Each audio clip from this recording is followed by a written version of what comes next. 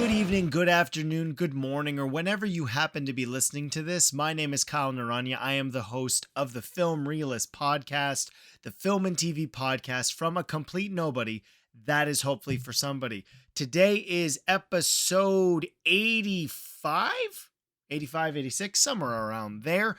This is a jam-packed episode with a full season 1 television review of Amazon Prime's adaptation of the video game franchise Fallout, as well as a review of the latest Alex Garland film brought to us by A24, that is Civil War. There will be no spoiler-free review for Fallout because it is a full 8 episodes that was dropped on the 10th of April. I've watched through all 8, so I'm going to give my full season review of that. There will be a non-spoiler section for Civil War and then a full spoiler section. Those time codes will be listed in the description, and then, as has become tradition, I will respond to listeners' answers to question of the week, and you will hear what next week's question is, as well as what I will be reviewing next week. So, without further ado, let's jump into my review of Fallout Season 1. Hello there. I'm here to show you a wonderful place.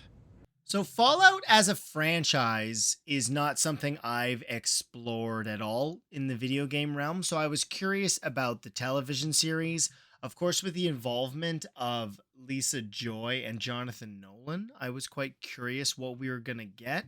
And ultimately, I thoroughly enjoyed the show. My biggest hesitation is it takes a little while to get going. Unlike the criticism that gets often used against Disney Plus shows, the production design, use of practical environments and sets was something I really appreciated. It's crazy that that's something that we want from our premiere TV, but they are present there, and the overall world and the aesthetic is really what helps push this series along in my mind. It is a fish out of water story, and the elements of the mystery that are slowly unraveled, as well as giving more emphasis on backstory, created a season, I think, overall that is quite good. What I found especially interesting and something that I was feeling in the middle of the show was that the irony that Jonathan Nolan and Lisa Joy were involved did give me some significant similarities to that of Westworld, where whether it's particularly the Ghoul or Howard, played by, oh my goodness, Walton Goggins, that character of the Ghoul slash Howard, what is his last name? I should know this. I just watched the show. Of Cooper Howard. So Cooper Howard in Fallout really does function like the Man in Black in Westworld, where they have a one mission in mind, whether that's the Man in Black trying to find the center of the maze, particularly in that first season. And obviously, this does also share similarities where we do have two different timelines happening as the show progresses. You could argue it's more streamlined in this with a lot of backstory evolving and more so in flashbacks. And I wouldn't say you're necessarily wrong, where the reveal of the multiple timelines in Westworld Season 1 was one of the big twists. I do think some of the story elements feel like a lot of building to, I personally, what was kind of a lackluster finale. The revelation that something mysterious was going on with Vault-Tec was quite interesting, but being this ultimate capitalism tactic, they were responsible for the destruction of LA, and that these people that you're not necessarily sure you should be on board with are bad. So the antagonists pretty much maintain being the antagonists outside of Moldover. Like, a lot of people have more specific goals in mind. I don't think that Aaron Motton's Maximus works very well as a protagonist. While being somebody who was alive during one of the bombings, that could have been really interesting, but I don't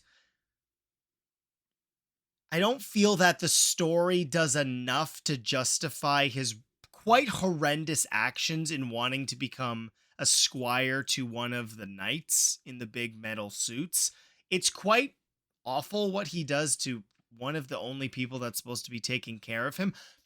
Now, on the other side of it, I do like we are given protagonists with flaws, and ultimately we get to see how their morality is tested while in the world of Fallout. I don't know what else to call it, really, this post-apocalyptic nuclear landscape.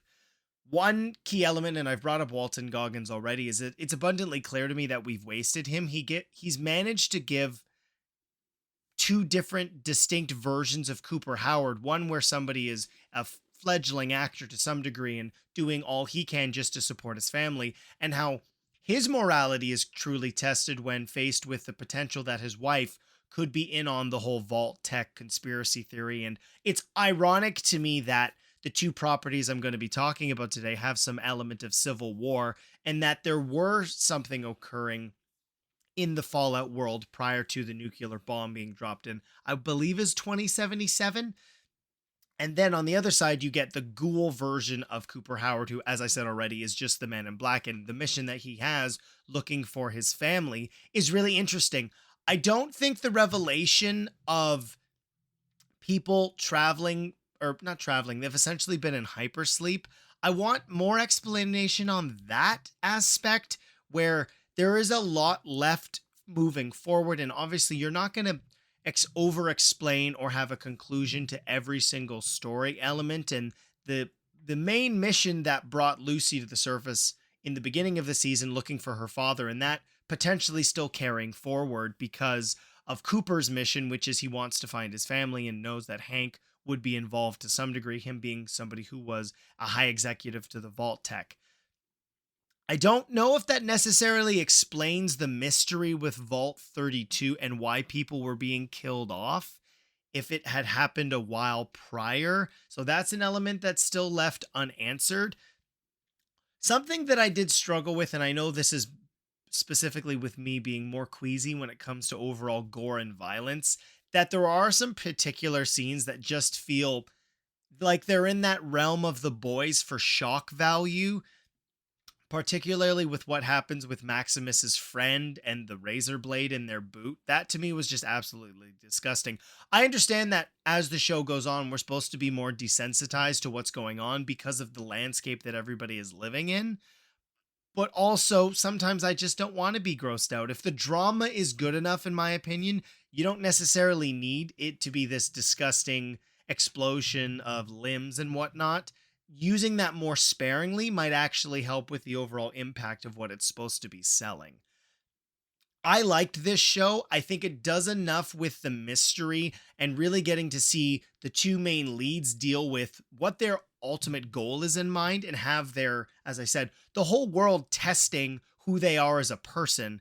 And Lucy really starting off as this bright eyed, opened, doe eyed person and just wanting to do the right thing, and how she's constantly tested and really pushed to the brink of who she is and ultimately feels betrayed by her father. And really, I'm curious on if season 2 is going to be an exploration of what her actual identity is, and learning the fact that her father was responsible for the death of her mother because of this mass conspiracy to use all the vaults as experiments on humanity, and it being this ultimate monopoly and capitalistic nature that is responsible for the destruction of America and potentially the whole world, is quite interesting. I hope as a mystery box, it doesn't just keep expanding to more mystery boxes, something that Lost kind of suffered from. I personally, and I know I've mentioned this on the podcast before, having to shotgun through all of this in the span of about 4 days felt like way too much. I didn't feel that the impact or conclusions to each of the episodes I really got to absorb because I wanted to get through all 8 of them. There's a lot that happens that I'm sure I'm not necessarily addressing. Overall, I think it's interesting. There are still a lot of questions I have, particularly how somebody like Hank, who is from pre-bombing and is from one of the executives of Vault-Tec, what's different to how he's able to almost be immortal versus the ghouls? How does that work scientifically? I know this is supposed to be a science, not wouldn't well dystopian science fiction elements. I'm not really sure what the rules are yet, and the fact that I was questioning that did kind of frustrate me. Overall, I would absolutely recommend this series. I think if you're a fan of the games, there's going to be a lot of elements that you are going to be seeing that I'm just completely unaware of. I like some of the references. The fact that it's leading to New Vegas at the end of it is cool. I recognize that game cover, and I think we saw those masks earlier on in the show, giving the most interesting character in my mind, the ghoul Cooper Howard, more morality behind his actions, and really getting to see how he got from the Cooper who was just kind of the spy and ultimately feels betrayed by his wife. I'm expecting to get even more of his evolution, how it looks like based on the science we get from whatever the heck the guy from 21 Jump Street drank. How does that stuff work? So as we did explain some of the science fiction elements, I'm hoping we get to see more and the de-evolution of Cooper into this monster bounty hunter is something I'm looking forward to. What does it mean for Lucy now that the reason you have left your captivity? What are the consequences of that? Is she going to fall closer in line with somebody like Ghoul Cooper Howard? Or is she still going to try to maintain that positive outlook, even though the person she based her personality on is somebody she didn't really know at all? So it's a lot of cool things. Norm getting trapped in the Vault 31 is interesting. Obviously, we don't know what's going to be going on between 33 and 32 moving forward. That to me was the least interesting story of the overall season. There's a lot that happens, and I'm sure there are things that I haven't necessarily addressed. But again, watching all 8 hours in the span of about 4 days was a lot. I enjoyed the show. I don't think it's as great as some of the other reviews may have described. I enjoyed it quite a bit, but as I said, there were some elements. Maybe that's because I knew Jonathan Nolan was involved that felt very Westworldy in establishing the world and it being a place where, unlike unlike Westworld, it's not about enjoyment, it's about survival, but it being this gritty place where people are doing a lot of horrible things just to survive, some significantly awful things I don't even want to mention on the podcast. But in general, I liked it. I'm more curious about what this means now that the mysteries have kind of been unveiled. What are the consequences of those reveals? It's enough that I'm going to be looking forward to season 2 whenever that comes out. I'm assuming it was a success. What's most interesting to me is that Amazon Prime, for the first time ever, dropped a show in its entirety as opposed to a segmented release. So I'm curious what that means. If you did watch the show, did you watch all of it? Are you going to be spacing it out? You can let me know on all of the social medias, or you can comment directly within the Spotify app for that. That will do it for my review of Fallout. Season 1 is what I called it at the beginning. I'm not sure if there's going to be a season 2. I would hope so, but if there's not, there's going to be a lot of unanswered questions. Now that I've finished talking about that, let's move into the non-spoiler review of Alex Garland's Civil War. Let me know if you want to try anything on. I guess aware there's like a pretty huge civil war going on all across America. We just try to stay out. A24 historically is known for making films that are unlike any other production studio, and I commend them for that. Seeing trailers for Civil War, gonna be totally honest, it was not a film I wanted to see. There's a lot of elements in this, not particularly what the Union of States is, but just the whole idea of a country's unrest was unsettling to me. Now, having said that, similar to the experience I had while watching Iron Claw, which was a film that made my top 10 for 2023, this is a phenomenally produced, executed film with great performances, succinct, purposeful writing and direction from Alex Garland, which is not overly shocking. I absolutely loved Ex Machina. I didn't enjoy Annihilation as much, but even said that, obviously really liked Dread, as well as 28 Days Later and 28 Weeks Later. Civil War is a very interesting film in its exploration of journalism during a war state United States. As a concept is very compelling, and the film absolutely presents it in that way. It is thoroughly gripping. It is intense, nauseating at times with the subject matter, which is why Even though Civil War is a phenomenal film, it is not something I'm going to revisit anytime soon because of the serious nature to which it's delivering its story. As mentioned in my Fallout review, I'm not somebody who necessarily enjoys all and out violence, and I would not describe this as gratuitous. What I would describe the violence in this film is purposeful, and the impact of every violent scene completely hits, and I understand the point. The use of violence in this film and the experience that these journalists have in a warring America is to emphasize the extreme situations that they're present for and their objective nature in just delivering the news to what is supposed to be just a opinionless news facility and demographic. And unfortunately, a lot happens with that because of the perspective on journalism that's happened within the last probably about 8, 9 years now because of the political nature of, I would say, most politics in general.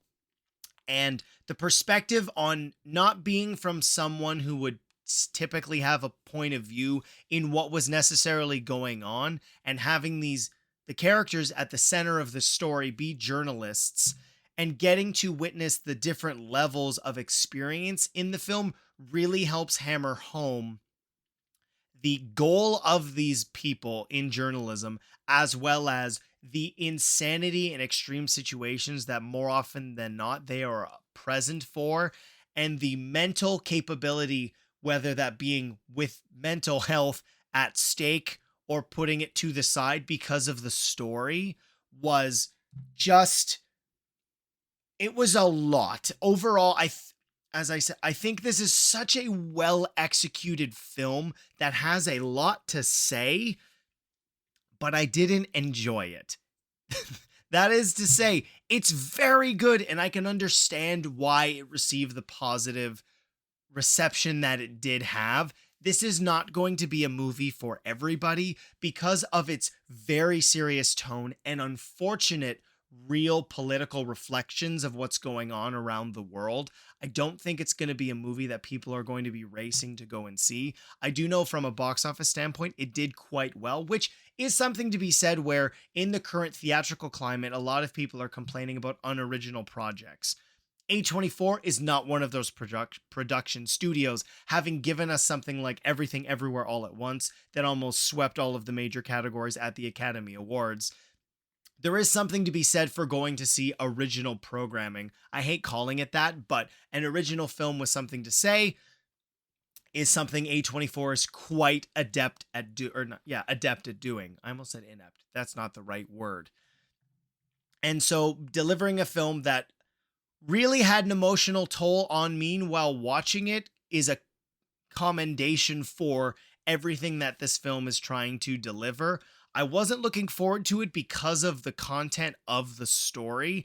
And unfortunately, post seeing it, I still feel unease and uncomfortable in what the film put me through. Not to say that it was unintentional. I think that is kind of the point in what it explores with the cast, with the writing, with the direction, ultimately with the cinematography as well. It's a very captivating film. And managing to do all those things, I would have to recommend it because of it succeeding on all of its goals. It's not a movie that's trying to placate to one particular avenue of political opinions. It's just straight down the barrel, an observation on whether that be war journalism or the impact of war in a populated state like America. Unfortunately, I'm hoping this has no real relevance moving forward, that things potentially could get better, but who knows? With the increase in social media and the access of the internet, opinions are everywhere. And ultimately, I feel that the cast is something I haven't talked about yet. I don't know, ultimately was not the word I should have used there, but I know it's something I haven't mentioned, which is from the minimal cast that we do have, everybody delivers their goal in mind. Kirsten Dunst, who should not be understated the performance that she gives. It's a fully faceted character that clearly has a significant amount of trauma that she has dealt with given her experience as a renowned world photojournalist. And then I believe it's Wagner, but I might be pronouncing that wrong, Mora, as Joel. The irony in his apparel to this was not lost on me, where it was quite similar to Joel Miller from The Last of Us. But in general, the minimal cast really establishes the relationship that they have with each other, but also you get to experience a significant different relationship with everything that's going on around them, whether that's excitement because of the adrenaline pumping with the insane events occurring around them, or ultimately just trying to tell the story. Each person's point of view in the circumstances is different, allowing for a varied opinion on what is actually happening with a civil war within the United States. Something that has happened already and fingers crossed never happens again. And yeah, I'm kind of going around some of the smaller details, but it's a phenomenal film. I don't want it to be seen as a negative that I don't want to see it again, but the experience that I had with this was an unnerving one, and more often than not, when I go to the theater, it's not something I'm necessarily looking for, but that is not to say it's a great film. If you're looking for something wholly original that is executed on every level that's not from a franchise, this is something I think you should check out. So that'll be it for my non-spoiler review for Civil War. Going to be jumping into spoilers with more specific plot details. I don't think there's a ton, but there are some that I'm going to bring up now. Okay. What kind of American are you? You don't know? So the main film is about two journalists in general, the two leads, with Lee Smith and Joel, him being the journalist from Florida and a colleague of Lee Smith, who is Kirsten Dunst's character. And they're on this mission to be the first people, potentially the last, to interview the president because of the war within the Western Front, which is interesting because it is Texas and California. And the interesting fact that I had with those states is the dichotomy of the political opinions are ultimately what forces them to work together. This is something that Alex Garland has expressed, where they were more concerned with the execution of the radical constitution that they worked together and went to fight against the rest of America, or the loyalist states, which are the ones that are still working for the president, who's in a third term, which I'm fairly certain is not something you can do, given how presidents are only supposed to do 2 terms, that being a total of 8 years as president. And so the mission of them going forward, you get to see a lot of this trauma from Kirsten Dunst's character as the film moves forward, as she continually witnesses these horrific events because of the Civil War at hand. And Kaylee, I'm assuming it's Spenny. No, it looks like Spenny.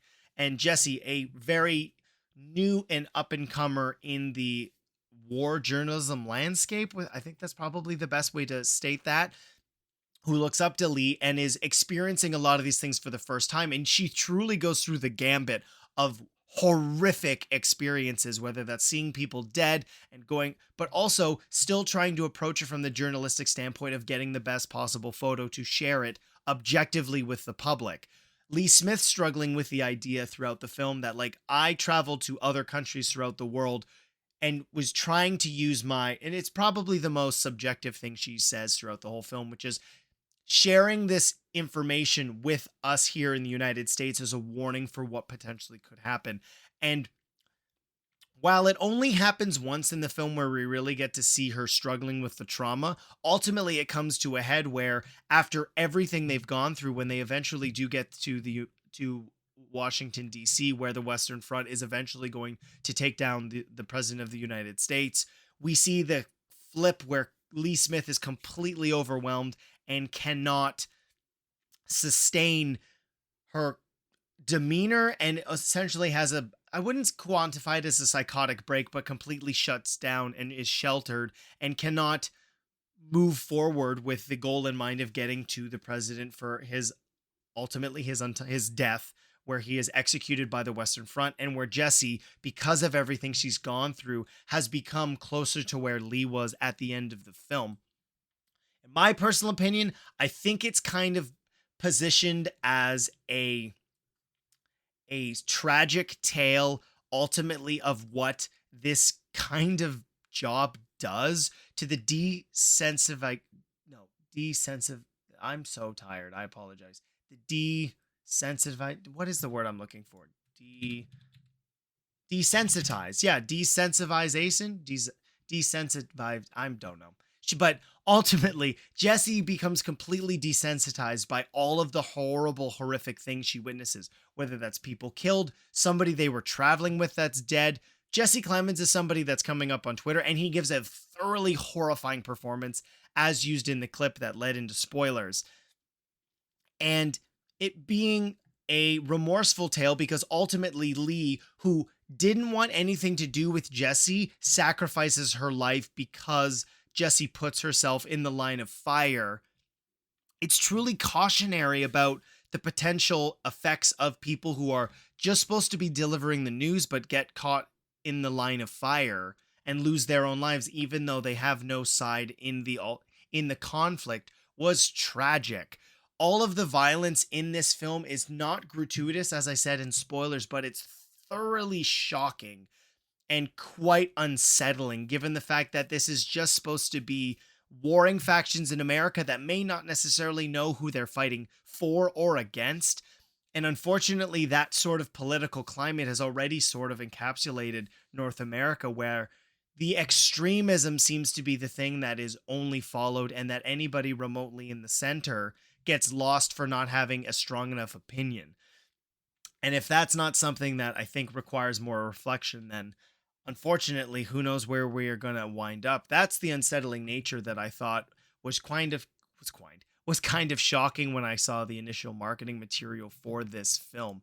It's a phenomenally put together movie with a very cautionary and intense, I've used that word a lot, but I think it's the best way to describe what I thought the overall point of the film was, and it's unsettling from start to finish. And the conclusion where we ultimately get to see a president executed in the United States, it's unnerving. It gave me goosebumps in the worst ways possible, with that being the end of the film and the ultimate victory for the Western forces in taking over the United States, and something that I'm hoping is completely impossible and not going to be anywhere in our lifetime. But as was seen with things like the insurrection January 6th at the Capitol of the United States, or the Capitol building, there's a lot in this film, and I'm sure there's stuff that I'm going to have missed, but ultimately it is a thoroughly gripping story with phenomenal performances. That's probably a word I used a lot in this review, but nonetheless, if you're looking for an original picture, this is something to check out. Just be aware that it's going to show you a lot that you might find unsettling. And so with that, I'm going to wrap up spoilers for Civil War. I know they were probably more brisk. There's not overall a ton in this that you can spoil, but I think I've given everything else that I've said. We get a lot of different perspective on what's going on with the Civil War, and I think that it is really important to see all the sides of the story, given how the journalists are supposed to be the most objective when delivering the story, and that probably is a comment on how journalism has been handled probably since 2015 when a certain person was leading up for president. But there's a lot of politics in this that I'm sure went over my head, and I might not be delivering it in the way that you've expected, but it's just me. I'm telling you what I thought about the film. So I hope you enjoyed my review of Civil War. Let's jump into the outro and question of the week responses. This week's question of the week was, what action movie surprised you the most? Now, specifically, it was looking at more of a first-time viewing experience, and we got a bunch of different answers. So first off, Jermaine Jones wrote in Crouching Tiger, Hidden Dragon. I remember going to downtown Chicago to see it at the time, and it was only subtitles, amazing wire work, all-star cast, and beautiful story. That is a phenomenal film. I do remember the first time I saw that. It was on VHS at one of my cousin's place, and yeah, I think it was probably one of the first things I ever saw with subtitles. So yeah, that is a great movie. Dylan Pollock of Movies to Watch Before You Die. I'm so sorry, Dylan. I'm going to try that again. Dylan Pollock of Movies to Die Before You Watch wrote in, what action movie surprised me the most? The only answer I can say is a little Dylan had no idea when he put on Die Hard, some movie that he had just heard of at the time on one of the movie stations when he was a kid, that he'd be watching one of his favorite movies ever and arguably the best action movie ever. It was so good that they were playing it back to back, and I forced my brother, who had just come home, to sit down and watch it with me. Yeah, Die Hard was one of the ones I was expecting to hear, and I remember seeing it. I think I was probably 13 or 14 and absolutely loved it. It was a prototype and created a bunch of imitators for sure. Hales Naranya wrote in Top Gun Maverick. Yeah, I'm curious on if Top Gun 3 has been announced, but I don't think you're going to be able to capture the magic of the return to that world again, it being like a 40-year gap at that point. But I absolutely love Top Gun Maverick. I understand the criticism about the story, but ultimately it was a phenomenal theatrical going experience. Dave Naranya wrote in John Wick, wasn't sure what we would get as we got wasn't sure what we would get as we got a whole bit more. So sorry, the sentence is a mess. So yeah, no, obviously I think that John Wick was one I was kind of expecting to hear, which because at the time it came out, Keanu Reeves had kind of become a joke again, but ultimately it redefined the action genre for a lot of people, and I think positively showed when you put the investment into the pre-production and creation of action sequences, that they can be just as captivating as dialogue. And ultimately they made 4 films, and I would argue 4 is probably the best. It made my top 10 of 2023, and I'm hoping they don't make any more. Stephanie wrote in Top Gun Maverick. I'm not saying it was well written or anything, okay, but it is certainly enjoyable. Pretty good soundtrack, all that man candy, and Jennifer Connelly, and then a heart emojis. Yeah, I talked about Top Gun Maverick. I agree. And then Scotty Cameron, how you doing, Scotty? It is probably the first John Wick or the original RoboCop. It's interesting that you brought up RoboCop, Scotty, because I think Paul Verhoeven's films always have a lot to say, and it's ironic to me that it's in talking about the dystopia that came up in this episode. There's a lot of conversation about dystopia in today's episode, and I'm not really surprised by that. I think the one that probably surprised me the most, it's hard because Kyle as a young child heard a lot about a lot of different movies, but the one that probably surprised me the most was Ip Man. I hadn't heard anything about it. I hadn't really followed Hong Kong cinema at that point, but seeing Donnie Yen as Ip Man, particularly that fight scene where he takes on a dojo full of karate-trained Japanese soldiers, that absolutely blew my mind, and it's still one of my favorite action set pieces of all time. So yeah, I would go with Ip Man. This week's question, in the vein of Fallout, there have been a substantial amount of video game adaptations. So that is the question. Amongst all of the video game adaptations, whether that be movies, television, I'm curious, what is your favorite video game adaptation? You can talk about a movie or a TV series. I'm curious. There have been a lot. Obviously, they varied in quality, but Fallout might be somebody's favorite video game adaptation if they're a diehard fan of that franchise. So I'm curious. You don't have to play a lot of video games to have a favorite video game adaptation. They've been around for a long time. So I'm curious on those answers. To submit them, you can email the podcast, filmreelistspod@gmail.com, or all the social medias are in the link tree. Some of them are in the episode description, so you can just copy and paste them into your browser there. Next week's episode of the podcast, as currently scheduled, if this changes, I will announce it on the social media, but it will be a review of Rebel Moon the Scargiver, and hopefully will mark the return of Stephen Colbert to the podcast. If I get a chance to see the Ungentlemanly, it's got a long title, the Ungentlemanly, what is it called? I'm looking for it right now, and Ungentlemanly Warfare. The Ministry of Ungentlemanly Warfare, I apologize, I struggled with that 3 times. The newest Guy Ritchie film with Henry Cavill and Alan Ritchson, as well as Henry Golding and Carrie Elways. I am really looking forward to it, but currently there are no screenings listed anywhere in Canada. I'm hoping that changes the day you're listening to this, so check the social media if another thing gets added. If not, it will just be a review of the conclusion of this 2-part story of Zack Snyder's Rebel Moon franchise. So you can look forward to it there. If you love this podcast and you have not rated it already, please leave a 5-star review or share it with your film-loving friends. It helps the show grow. It's a one-man show right now, it's a one-person show right now. And I appreciate you listening and following along with me. My name is Kyle Naranya. I am the Film Realist.